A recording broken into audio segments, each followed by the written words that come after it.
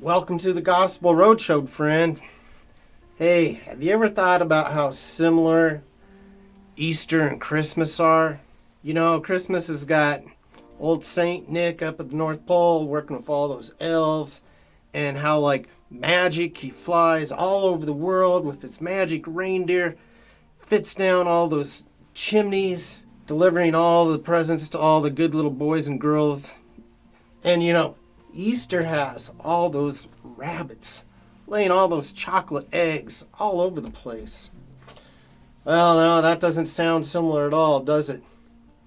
Doesn't seem similar except for how two Christian holidays seem to have more to do with all this pagan stuff than maybe anything actually Christian. Well, there is one similarity between Christmas and Easter. You know, for many, that's the only time they go to church other than the married and buried times. For this year's Easter, I thought I'd like to share some of my favorite Old Testament verses on Christ's crucifixion. And of course, the most famous being Isaiah 53. Who has believed our report, and to whom has the arm of the Lord been revealed? For he shall grow up before him as a tender plant, and out of a root of dry ground. For he has no form or comeliness, and when we see him, there is no beauty that we should desire him. He is despised and rejected by men, a man of sorrows and acquainted with grief. And we hid, as it were, our faces from him. He was despised, and we esteemed him not. Surely he has borne our griefs, and he has carried our sorrows. Yet we esteemed him stricken, smitten by God, and afflicted. But he was wounded for our transgression. He was bruised for our iniquities, and the chastisement for our peace was upon him. And by his stripes we are healed. All like sheep have gone astray. We have turned every one to his own way. And the Lord has laid his hands on him, the iniquity of us all. He was oppressed and he was afflicted, yet he opened not his mouth.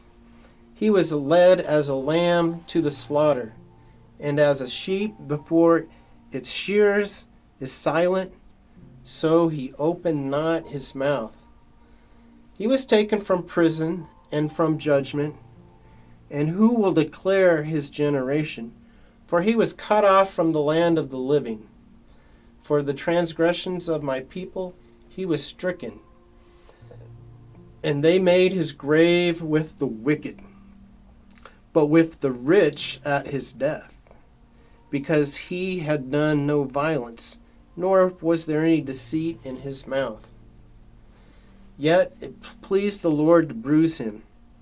He has put him to grief. When you make his soul an offering for sin, he shall see his seed. He shall prolong his days, and the pleasure of the Lord shall prosper in his hand. He shall see the labor of his soul and be satisfied. By his knowledge my righteous servant shall justify many, for he shall bear their iniquities.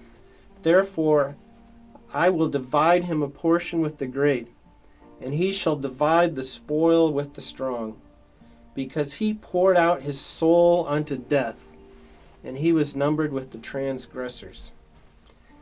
And he bore the sin of many and made intercession for the transgressors.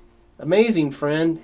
Isaiah said these things concerning Jesus 700 years before Christ entered the world. And a good 900 years before Christ was born, the psalmist had foretold the treatment that Christ should receive from men. This is what David says in Psalms 22.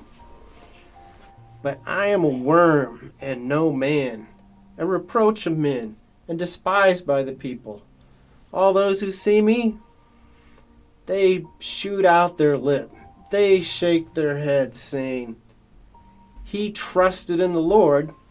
Let him rescue him. Let him deliver him, since he delights in him." I can count all my bones. They look and stare at me. They divide their garments among me. And for my clothing, they cast lots.